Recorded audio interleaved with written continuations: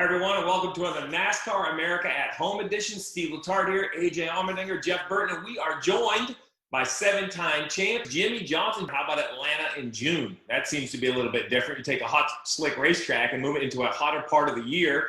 First, talk about the conditions. We saw some drivers that seemed to be, physically worn out after the race. We know that track can be tiring, but the heat had to play a factor. Yeah, I mean, it took a lot today. I really had to stay on top of my hydration and nutrition.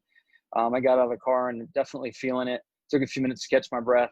I think since we've been out of the car so much and we aren't heat acclimated right now, we're really kind of building into that our bodies are just behind. Normally we would have had 8 or 10 more races now and our bodies would have adjusted. So we're all playing a bit of catch up. And I see a bunch of crew guys walking by outside the motorhome right now. There's some tired crew guys out there too. You always laugh when this conversation starts about our drivers, athletes. I challenge about every athlete to go sit in that car and do what you just did and what it takes to do it. Your preparation, we all know it. But beyond that, what I want to talk to you about is your competition, because what you guys are doing this year looks really good to me. It looks like to me you're putting yourself in position, getting those top fives, getting those top tens, and running up there. That's the main thing. You're putting yourself in that position. And with being in that position, eventually, that's how you win races. And to me, it looks like a marked improvement from last year. Where do you feel about that? Yeah, I think you're spot on. We're definitely going in the right direction. And I know we've been saying it for a while, but I've learned a huge lesson in this journey over the last few years. And that's just how important people are and what they do together as a group. And we're trying to get that formula just right. And really it's such a small difference from 10th place to first place. I mean, you're talking a few percentage points of performance make that difference. So we're really into that fine tuning now, and our team's coming along. Our Camaros are fast. Hendrick's doing an amazing job. Cliff's leading this team in a great way, and we're getting closer for sure. Something today that watching the race, experiencing in the Xfinity car yesterday, Atlanta is all about trying to conserve your tires, especially the right front, the right rear. You went through so many different generations of Cup cars. And, I look at the Xfinity car kind of like an old Cup car, right? Low downforce. You really have to kind of drive it easy early in the run or you really pay the price. But with this low downforce package, not have ever driven it before, we saw teams at times and drivers struggle with using up tires, especially Clint Boyer was one of them, using the right rear up a lot. How do drivers, where you really got to be in the throttle for so long, save the tires with this high downforce package around Atlanta? Yeah, I don't know if I really ever figured it out on the short run. I struggled. I was more on the conservative side. I think my experience here was leaning that direction to really race the racetrack. And we were stronger at the end of long runs, but I kind of gave up too much track position early. And these cars are so draggy and punch such a big hole in the air that, when you get 20 laps on your tires, you'll run somebody down, but the wake is so bad you can't get by. So I probably should have been a bit more aggressive on the first 5 or 10 laps to maintain or get a little bit better track position now that I look back on it. Well, we're NASCAR America here. We got Jimmie Johnson, fresh off a 7th place run at Atlanta Motor Speedway. But Jimmie, sports worlds move quick.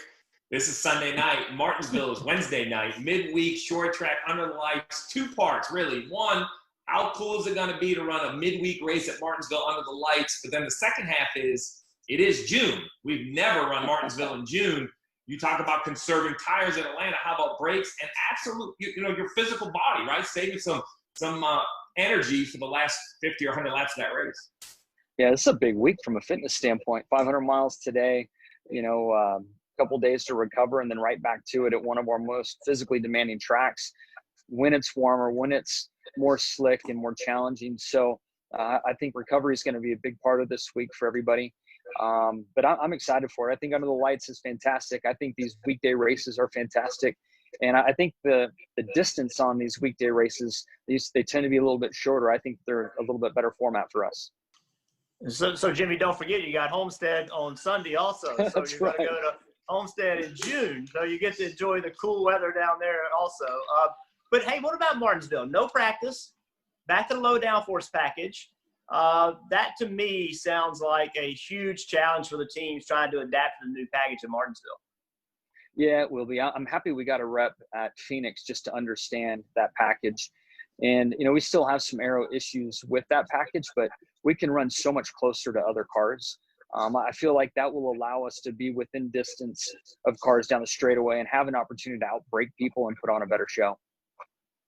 It's hard to ask this question because you've won so many championships and so many races, but with this package and just really how well as an organization, but especially your team, the 48 team have been running, do you pinpoint certain races of like, this could be the one where we break out and win the race? Or do you just look at every race as an equal opportunity of going out there and winning? I thought about that for a long time over the last couple of years, many times over the last couple of years, like, this is our track, this is our weekend, it's going to happen. And it ultimately put some weird pressure on us. And I feel like I made some mistakes. Maybe the team made some mistakes because we kind of stepped over the line and gave more than 100%. So I've really just taken a deep breath on this year. And I know my cars are better. I know my team is better. And it's really about executing. And I know that I will give 100%. So I'm trying to pull the reins in a little bit so that I stay clean and can execute on Sundays and not take myself out of something. Well, Jimmie, man, we appreciate your time. You've always been a class act, but for a guy that has the resume you have and be a superstar like you, to not run out of the track, but to take some time to talk to us so the fans can hear what you have to say for Atlanta, we appreciate it. But not only on the track, but off the track, you're a great spokesman for your sponsor, a great spokesman for NASCAR. Everything you've done this week, as in every week, you've always been a great spokesman. We appreciate your time, though. I appreciate it. Thank you for the kind words. Great to see all you guys. All right, guys, that's another NASCAR America home with 7-time champ Jimmie Johnson. Hey, Motorsports fans, thanks for watching. Make sure you hit subscribe before you go for all the latest news and highlights across motorsports.